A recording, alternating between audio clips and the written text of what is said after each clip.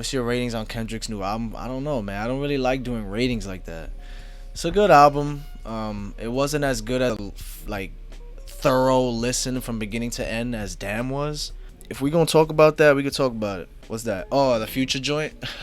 Yo, the way I see it, people coming at. All right, let's talk about this Kendrick bullshit, right? All this sales comparisons and all that. Look, bro. I feel like in hip hop, it's the only genre where people really give a fuck that much about first.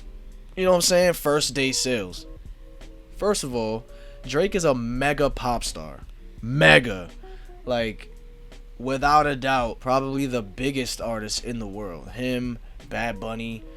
There's a few that are just, you already know they doing at least 500K. Now, when I saw Kendrick's first week sales, what was it, 350? I was expecting at least maybe 450. But at the same time, I thought about it like, damn, in this streaming era, that shit ain't easy. Especially if there's no, there was no like big hit. I mean, the same could be said for Drake, but at the same time, like I said, he's like a huge pop star. There was no physical CDs or vinyl records, but same goes for CLB. But everybody's trying to compare him to Drake, like first week sales, but he's nowhere near as big as a pop star, at least in my opinion. I mean, 350K is not something to just, you know what I'm saying, just snot at. Like, oh, that ain't nothing. You think Ken Carson gonna drop X-Men soon? Probably. What was I gonna say? Yeah, I don't think this album has crazy replay value like that either. Alright, I got a question for y'all. What do you think is more important? How important you think is replay value? I guess that's the question.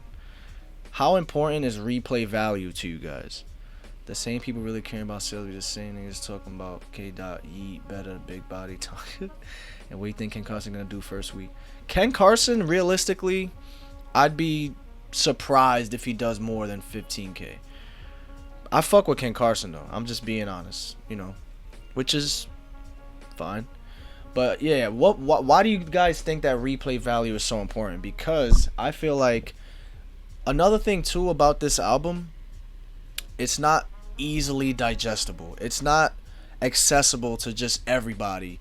You know what I mean? Like, it's not something you could just put on, like Damn, for example. Damn is an album I think your casual listener could just put on from beginning to end and really rock with it. Like, this is dope. It's got radio hits. It's got fast rapping. It's got slow rapping. It's got, you know what I'm saying? It's dope, the beat selection. But this album, Mr. Morale and Big Steppers, has a lot of raw emotions in that shit.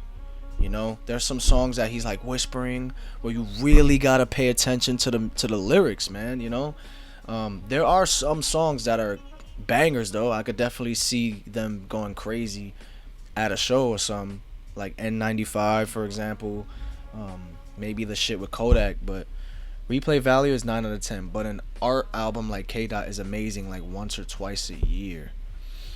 Interesting. Yeah, let's go down the track list real quick because I heard it like twice, right?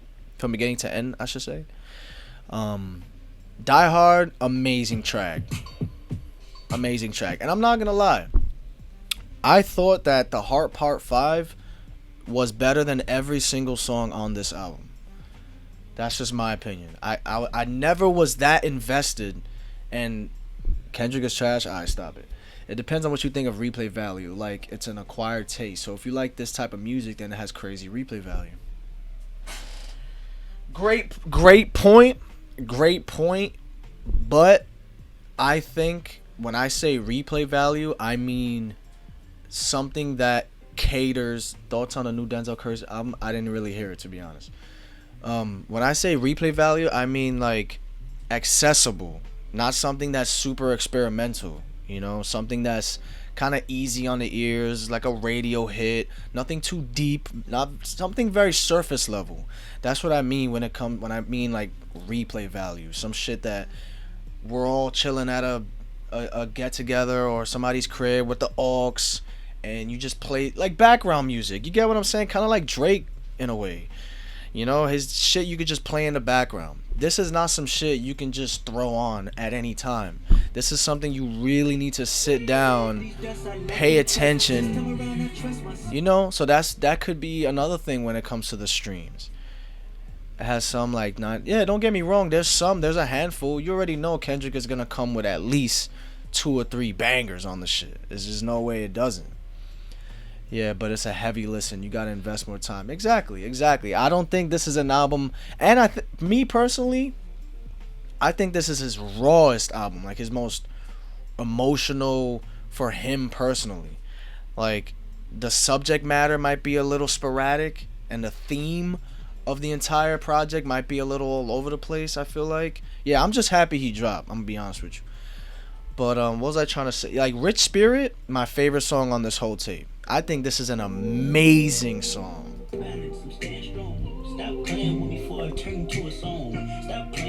I turn you to a song. That shit is hard, bro. Die Hard, I could see that being one of those songs where it's like, hands in the air, left, right, left. You know those kind of songs where it's like kind of calm. That's Die Hard for sure. For sure. Yeah. Like I could see that being a chill ass song, you know what I mean? Purple Hearts is nice. We Cry Together is definitely on some Eminem shit. Definitely on some Kim vibes. That was a crazy first listen. I was not expecting that. Especially after Rich Spirit. Rich Spirit could be played as some background shit. Like, yo, We Cry Together. Yo, you know Taylor Page was in the movie Boogie? I don't know if you guys ever seen the movie Boogie. It's not that good of a movie. But I went to support my boy Pop Smoke. You know what I'm saying? I had to watch that shit. Terrible movie, but it is what it is. Section 80 and Damn, the only ones I can play without skips. But he got some shit on there for sure. Yeah, and honestly, I don't think Kendrick really cares that much for sales, but at the same time, he did say in Family Ties, smoking on top fives. What top 5 is he talking about? Let's keep it real. Like, if he's talking about smoking on top fives, like, is he talking about sales wise or just pen game? Because we already know Kendrick is a better rapper than Drake, or I would say a better rapper than pretty much everybody. Kanye. Still haven't listened to the new album. You know I was anticipating for a minute. That's interesting. You should listen to it, bro. You should definitely listen to it. It's definitely worth a listen. I wasn't really feeling. Silent Hill goes crazy though. I ain't gonna lie. When that beat comes in, that shit almost blew my fucking eardrums. I'm not gonna lie. But like I said though, if you smoking on top fives and shit, you know people go crazy about that first week sales. He definitely not better than Trippie Redd, sorry. Bro, you drunk. Drunk. I think he should put out a deluxe with 2 new songs. Nah, what is that gonna do, bro? What is a deluxe with 2 more songs gonna do, really? Like, Mirror was a very nice song. If you actually read the lyrics, like, it's a and another thing too, he says in this album that he can't please everybody. Like, he's not your savior. You know what I'm saying? People probably look at him, they put him on this pedestal.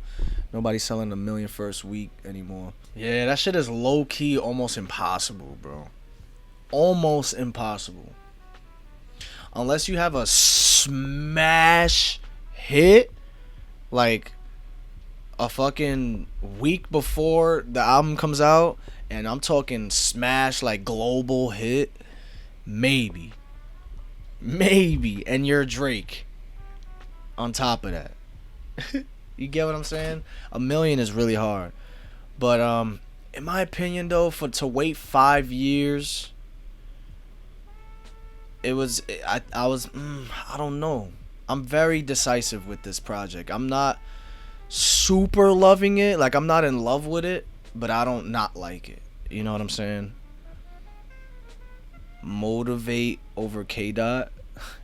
Adele. I can't believe Adele is that fucking popular, bro. Who really listens to Adele, though? Like, who do you know that bumps that shit? I guess none of us really do, because we in that hip-hop realm. But, I I don't know. I don't know who the fuck is bumping Adele like that. What the fuck? I'm so not in touch with that shit. If Juice WRLD was still alive and dropped a smash hit like Lucid Dreams with the popularity he's at right now, do you think he'd sell 1 million? Nah. I still don't think he would sell 1 million. Because you gotta understand, let's 1 million, fuck Adele. Adele is mid, white moms. White Christian people.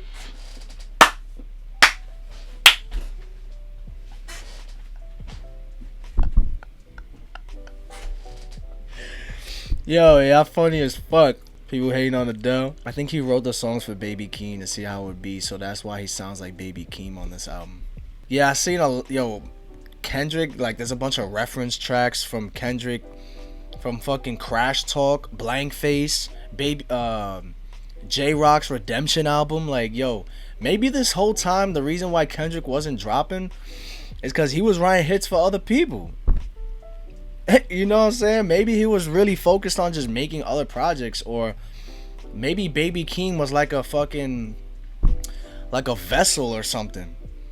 You know what I mean? Maybe he was some sort of like a puppet, so that he writes songs for Baby Keem that he would probably want to make, but maybe he'll get scrutinized for it. So he lets Baby Keem, you know what I'm saying, sing those songs that he writes for. I don't know. That's a good point, but hey, 5 years and we got this project. Hopefully it grows on me. I don't not like it though. I fuck with it. There's just some songs that I'm probably not really going back to like that. After the first listen, it's not something I really go back to that much. It's a good first listen album though.